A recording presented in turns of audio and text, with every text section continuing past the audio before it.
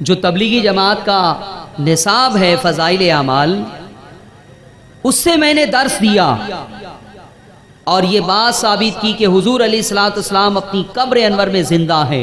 ये वाक़या मौलवी ज़करिया ने फ़ज़ाइल आमाल में लिखा। हुजूर अलैहिस्सलाम से फरियाद की गई कब्र पे जाके, और दूर से हुजूर ने फरियाद सुनी और फौरन फरियाद रसी फरमाई। ये वाक़या मैंने फ़ज़ाइल आमाल से बयान किया। इमाम तबरानी जो मुहद्दिस हैं, वो और उनके साथी 5 रोज तक भूखे थे, मस्जिद नबवी में बैठे थे, और फिर उन्होंने जाके कब्र अनवर पे कहा, या रसूल अल्लाह अलजू, या रसूल अल्लाह भूख।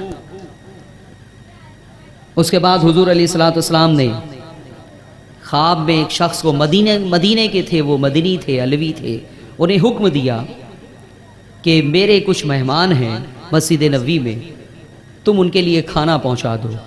वो अलवी खाना लेकर पहुंचे, खाना बनवाया और मस्जिद नबवी में पहुंचे। दरवाज़ा खटखटाया, ये तीनों रात में मौजूद थे। इन्होंने दरवाज़ा खोला तो देखा एक शख्स खान लेकर आया है। वो उससे पेश किया, इन तीनों ने खा लिया, 5 रोज़ के भूखे थे। फिर उस शख्स ने कहा इमाम तबरानी और उनके साथियों से, क्या आपने रसूल अकरम सल्लल्लाहु अलैहि वसल्लम की बारगाह में शिकायत की थी? उन तीनों ने कहा कि हाँ, हमने हुजूर की बारगाह में एक फरियाद की थी। फरमाया मैं तो सो रहा था, आका अलैहिस्सलाम ने ख्वाब में मुझे हुक्म दिया कि तुम मेरे 3 मेहमान हैं, उनके लिए खाना पहुंचा दो। ये फ़ज़ाइल आमाल में लिखा हुआ है। हज़रत उस्मान गनी की मदद के लिए हुजूर आए। ये ख्वाब का वाक़या नहीं, बेदारी का वाक़या मौलाना ने लिखा, मौलाना ज़करिया ने, कि हज़रत उस्मान गनी को जब दुश्मनों ने मुहासरा कर लिया था, घर में ना अनाज जाने दे रहे थे, ना पानी जाने दे रहे थे, और जिस दिन आपकी शहादत हुई उस दिन, उस रोज़ अब्दुल्ला बिन सलाम मिलने के लिए आए। तो हज़रत उस्मान गनी ने कहा अच्छा हुआ आप आए, और फरमाया कि अभी अभी मैंने हुजूर अलैहिस्सलाम को इस खिड़की में देखा, इस खिड़की में देखा। और सरकार ने मुझसे पूछा कि उस्मान तुम्हें लोगों ने मैसूर कर रखा है? मैंने कहा जी हुजूर। कहा पानी भी बंद कर दिया है? मैंने कहा जी हुजूर। फिर हुजूर अलैहिस्सलाम ने वहीं से एक डोल लटकाई जिसमें पानी था, मैंने वो पानी पी लिया। ऐ अब्दुल्ला, अब तक मैं उस पानी की ठंडक अपने सीने में महसूस कर रहा हूँ। फिर आका अलैहिस्सलाम ने फरमाया कि उस्मान तुम क्या चाहते हो, तुम्हारी मदद की जाए या तुम शहादत चाहते हो? तो मैंने कहा या रसूलल्लाह मैं शहादत चाहता हूँ। तो हुजूर ने फरमाया कि ठीक है, इफ्तार आज तुम मेरे साथ करना। ऐ अब्दुल्ला, अब मैं शहीद किया जाऊंगा। और फिर वही दिन था कि इफ्तार से पहले पहले शहीद कर दिए गए, और उन्होंने जो है वो हुजूर अलैहिस्सलाम के साथ इफ्तार किया होगा। ये वाक़या कौन लिख रहा है?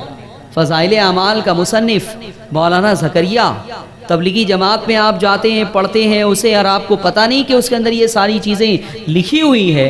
इससे देवबंदियों का अकीदा साबित नहीं होता, इससे तो हमारा अकीदा साबित हो रहा है। सुभान अल्लाह, सुभान अल्लाह। फिर झगड़ा किस बात का है?